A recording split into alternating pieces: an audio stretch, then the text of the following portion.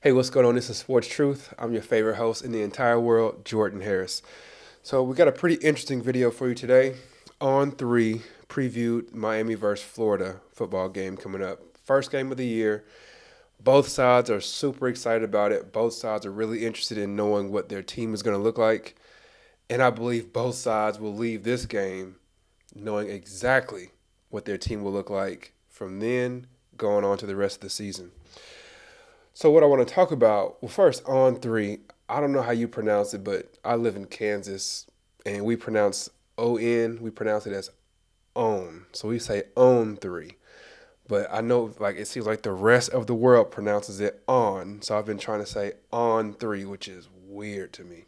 But anyway, so what I'll be doing in this video is I'll be going through what they talked about in their preview, and then I'll just give a reaction on it and talk about, just give my thoughts on what they were saying in this video. So the first thing that they talked about was how this needs to be a night game. And obviously, if you know anything about college football, typically the most hyped game of the week is the night game, right? So he was saying that Miami versus Florida, bringing that game back, old rivalry, bringing that game back. He was saying it should be a rivalry, or it should be a night game.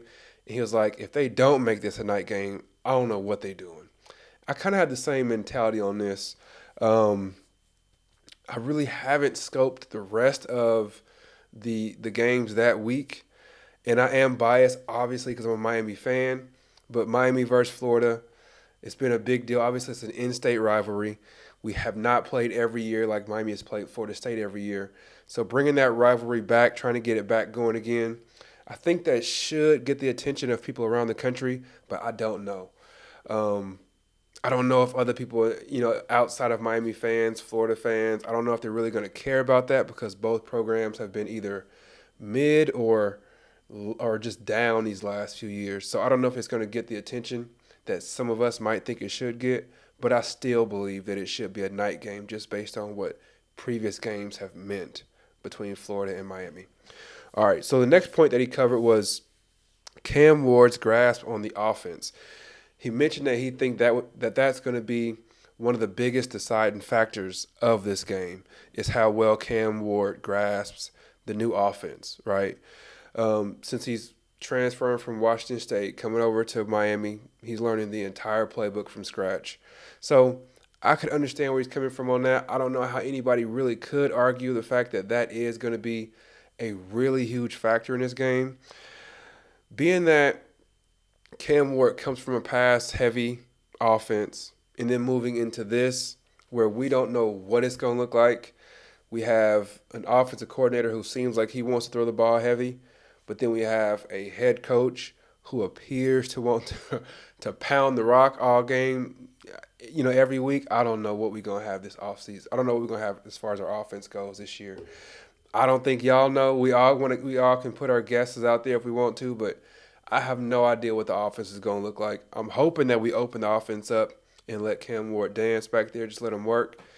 But we'll see. We have no idea. But I cannot argue with the guy when he says that Cam Ward's grasp on the offense is going to be a major contributing factor. Can't argue against that.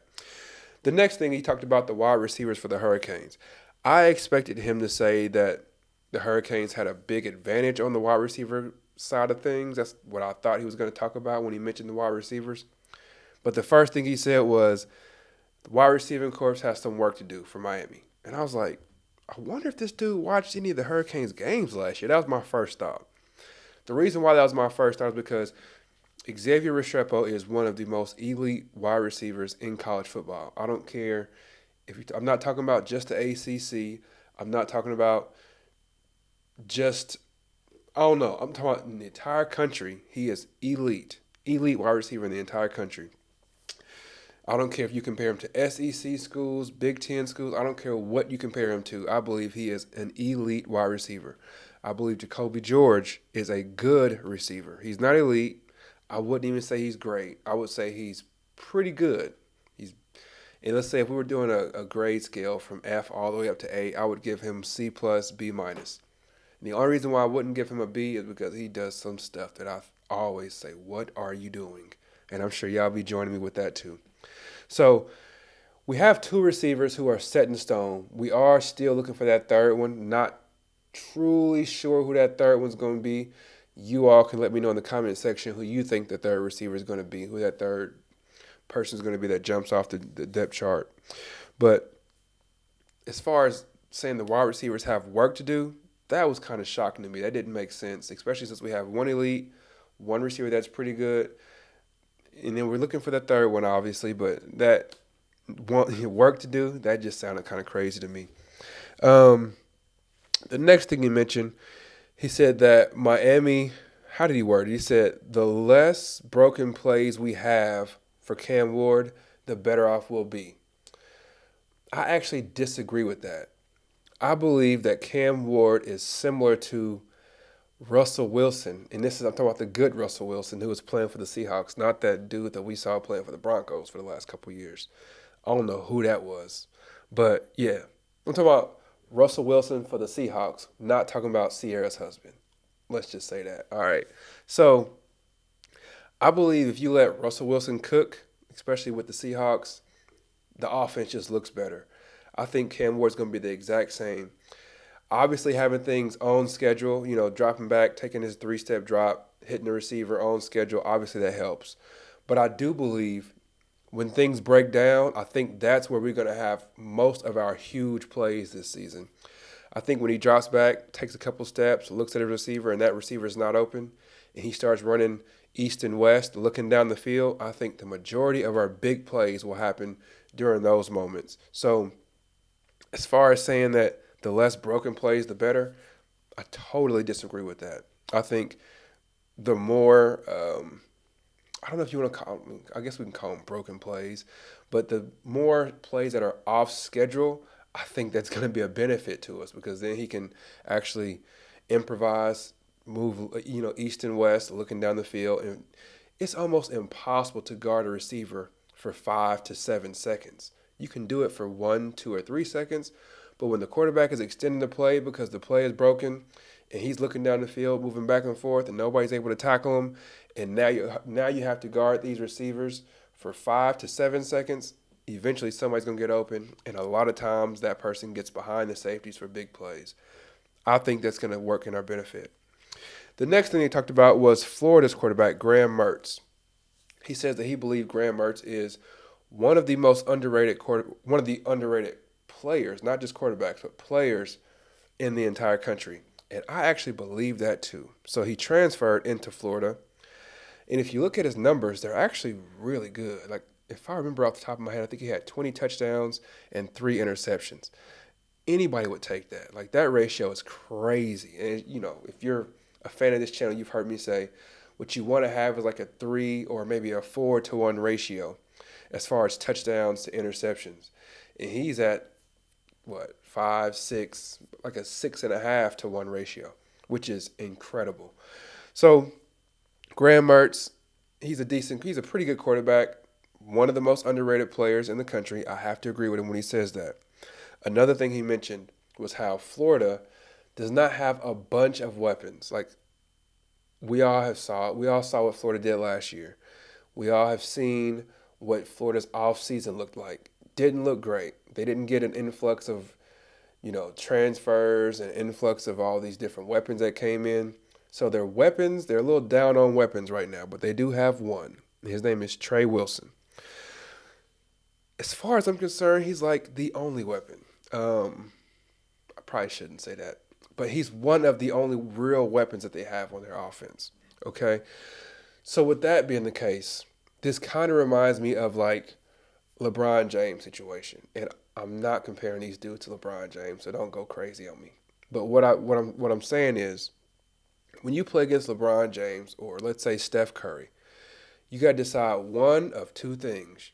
They can either be a scorer or they can be an assist guy, but they cannot be both. You cannot allow them to score 45 points and have 15 assists. You're either going to score a whole bunch and no one else will do anything, or you're not. We're going to shut down your scoring and you can pass to whoever you want to. You got to do one or the other. So when I say that, I'm talking about with Graham Mertz, if we shut down Trey Wilson, I think the Hurricanes will be just fine. I say take him completely out of the game. If you want to put 2 on him every play, cool, go for it. Shut him out completely. But what I'm saying we cannot do is don't let Florida's quarterback, Graham Mertz, don't let him get comfortable back there throwing to his number one receiver, Trey Wilson. And then all of a sudden, then it's like, okay, now we need to double team him. And then now that we're double teaming him, everybody else is getting off too. So then you have the situation where their top receiver ends up with 150 yards, and then these other guys end up with 50, 60, and 70 yards as well. We need to do one or the other. Either guard everybody equally and know that this Trey Wilson's going to get off, do that, or double team Trey Wilson and say, you're not going to get anything, but these other players are going to have to beat me. One or the other, but they cannot get both. I think if you take him away, I'm thinking that their quarterback will probably fold. That's kind of what happens in these kind of games. But next thing he talked about was what was going to be the ultimate deciding factor in this game. And honestly, I couldn't agree with him even more. I couldn't agree with him more because he talked about the fact that the line of scrimmage is going to decide who wins this game. And again, if you've been a fan of this channel, you've heard me talk about what the Big Ten has been doing these last couple years. The Big Ten is solely focused on the line of scrimmage. Every time you watch those games, every time you see our Hurricanes play against a team from the Big Ten, we lose the line of scrimmage every time, and we end up losing the game because of that. Their offensive line, every time they snap the ball, they moving forward 2 or 3 yards every time. And then their running back is getting 5 or 6 yards every carry. And before you know it, the Hurricanes is tired, and towards the end of the game, their running back is getting 8, 9, 10 yards every time they carry the ball. And then when we drop back, when we get the snap and we drop back, their defensive linemen beating our offensive linemen up, right? So we've seen that these last few years. We've seen what the Big Ten has been doing, which is getting those big, strong, crazy-looking fools on the offensive line. Same thing for the defensive line. We saw what Michigan just did, where they basically won the game with their front 5 on offense, and they won the game with their front 4 on defense. So I can't agree with him more when he says that the winner of this game is going to be whoever wins the line of scrimmage. And I believe the Hurricanes' offensive line is not elite, but it is really good. And I think our defensive line is not elite, but I think it's very good as well. So I think the Hurricanes are going to win the line of scrimmage. I think it'll be noticeable from the very beginning of the game. I think people will look at the screen and say, that Hurricanes defensive line is giving the Florida offensive line fits. And I think the same thing is going to be said on the other side. So we'll see. But I'm firm believing that the Hurricanes are going to kill the line of scrimmage on both sides of the ball. He talked about how this game will be a tone setter for the rest of the season for both programs. A lot of Hurricanes fans, including me, are saying that this has to be a 10-win or more season. If we get off to an 0-1 start, the odds of us getting 10 wins is extremely low. Not just because there's one less game to play, obviously, or one less game to win. That's obvious. But the reason being is we've seen what our Hurricanes look like after they lose a game. Typically, it goes ugly. It goes dark after that. We've seen us go 5-0, 6-0 to start the year, lose a game to Florida State, and then just lay down like a domino rally the rest of the season. We've seen that. So losing this first game for the Hurricanes would be horrible. And I believe losing this first game for Florida, I don't think it'll be worse because I think that their fans are expecting a down year. But I do think that it will confirm to them that this year is going to be ugly for the Florida Gators, especially with the schedule they have. There's a possibility that Florida could go through this thing winning like maybe 2 games or 3 games all year. If they lose this first game, it would be horrible for them. Now let's look on the flip side for our Hurricanes, right? So the Hurricanes do win this game. What does it mean? It could mean many things. So last year, we all looked at that Texas A&M game. When we won that, we were like, oh, we got something this year. We got something this year. Tyler Van Dyke looked like he's for real. He's serious this season. He's throwing to the open man. He's not just laser focused on Xavier Restrepo. We had all these high hopes, and those high hopes went into the gutter soon after that, right? So winning that first big game of the season, I hate to sound like a Debbie Downer, but it really wouldn't do a whole lot for me. Would I be excited that we won a game? Sure, I would. But I've seen us start really, really high and look like world beaters.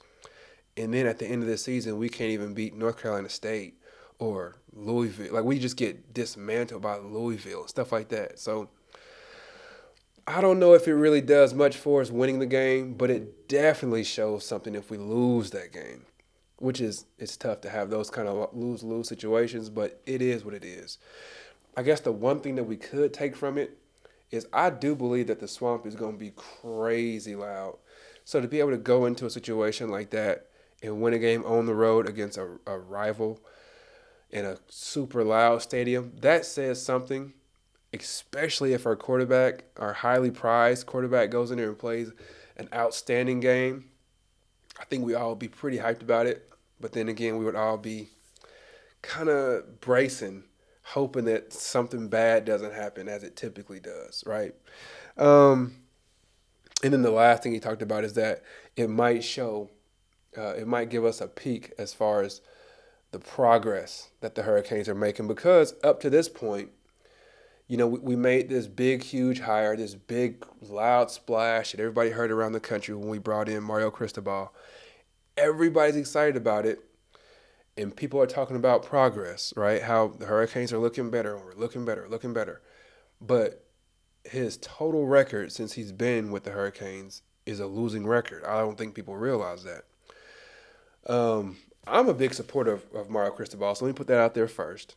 I know some of y'all are not, Miss Almond. I know some of y'all are not big supporters of my man Cristobal, but so far he has a losing record with the Hurricanes. That's just a fact. This win here, it could help catapult us into a winning season, potentially get us to that 10-win season that we all hoping for.